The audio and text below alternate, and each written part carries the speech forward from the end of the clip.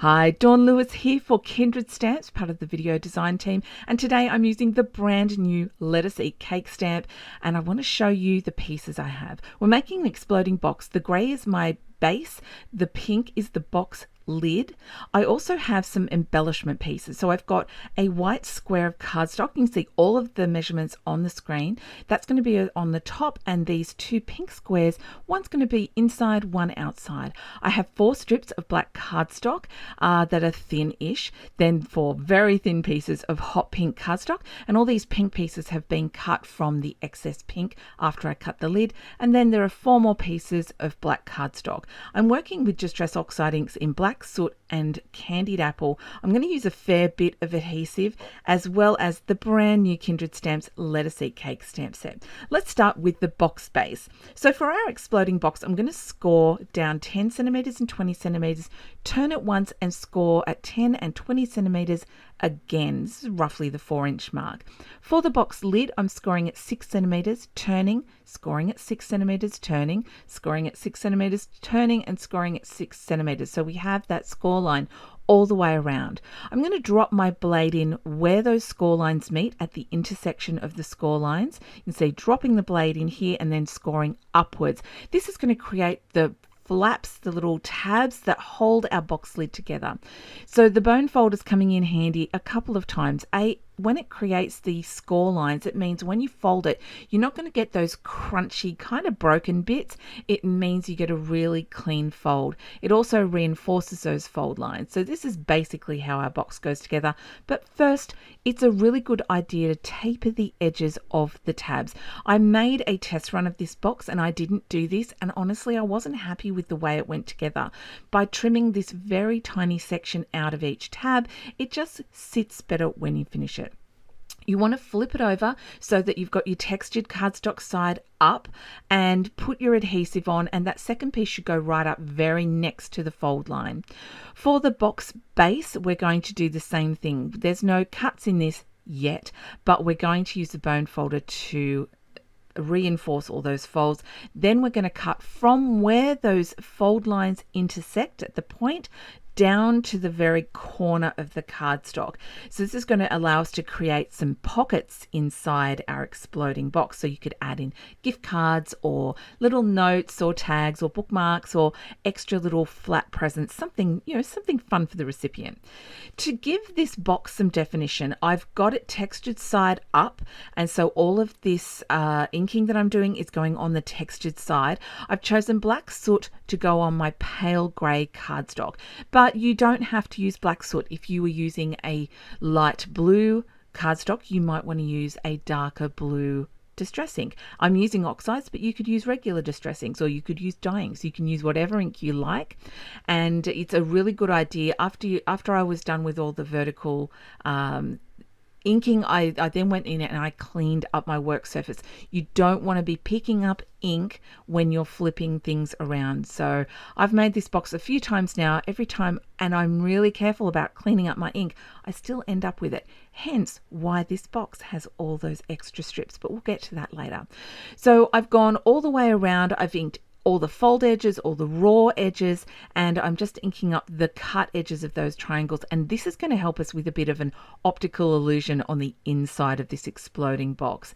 So I'm just going to do those last ones now. Look at that, all inked. And before I pack it away, I'm going to lightly ink and blend all the way around that white 10 centimeter square that's going to go on the lid of our box. So just, if you're inking one bit, you kind of need to ink most or all of the bits. I'm applying double-sided tape. I'm using a 3mm good strong double-sided tape. This is the Express It one, I think. Yes, it is, and it's going all the way around here, and I'm going to just finish my inking so I can remove that non-stick craft mat from my work surface. For the pink lid, I actually tried picked raspberry and it didn't show up at all, so I switched over to candied apple, and as much as red and pink, I know they're technically pink is just pale red, but it worked really, really well. It showed up really nicely and it wasn't glaringly red. I've also inked around both of the pink squares, and now it's time to stick our base together. So peel off the release paper. I've gone right over left, left over right, and gone around to do that. And do you see here the optical illusion we have? It looks like there's a square in the middle, but it's a different square when you fold it up. Interesting, right? So I'm going to offset that square, giving us a diamond look with the first of these pink panels, but I wanted to do some stamping inside the card. This I made this for a friend, and she'll appreciate this piece of humor. Peasant is a favorite word for us, and so I've stamped the happy birthday peasant. I just loved how this came together all over the pink square, and now using the Distress Oxide.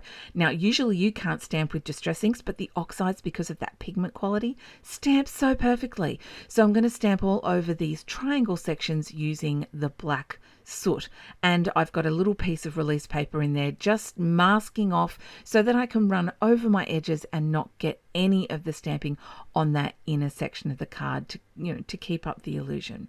Now, no matter how hard I try, I always got ink on the outside, which is why I came up with these outer box trims. So we've got the larger strips of black cardstock, and I'm eyeballing it. You could definitely measure, but the best way to see if they line up is to actually fold up the sides of the box to see if they actually line up. And then it just looked a little plain, so I took some of the leftover pink cardstock and I've put little teeny tiny ½ centimeter strips around there. If you have any overhang, you can very easily trim them off around the edges. It's kind of better to have a little too much cardstock than not enough. And then I've given this a mirror image, because when I put the lid on, now it looked really weird because it wasn't embellished at all. So I took the thinner strips of black cardstock and popped them all around. I made sure it was right on the folded edge. And again, if you have any overhang, you can just trim them off with scissors. It's very easy to do. Let us top off our box with the white square and then the pink square, and there's no embellishment there, just inked around the edges.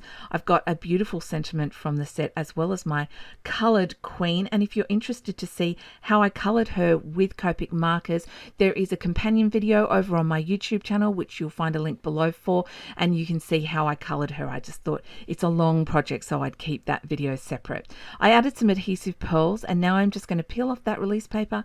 You line up the raw edge with the folded edge, and our box lid is fully complete. Here it is paired with our optical illusion exploding box base.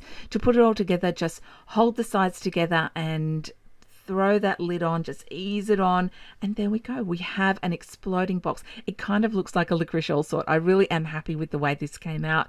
Look, I'm not big on embellishments, but you could definitely add more embellishments. It would look great with ribbon and all other things. You lift off the lid, bam, the box explodes. And I thought I'd show you how I presented this at a birthday party today.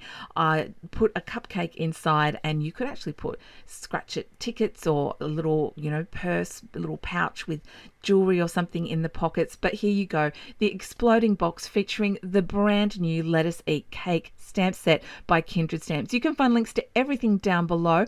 Thank you so much for joining me. I hope you enjoyed this project and will give it a go. I also hope you have a very crafty day, and I will see you next time. Bye for now.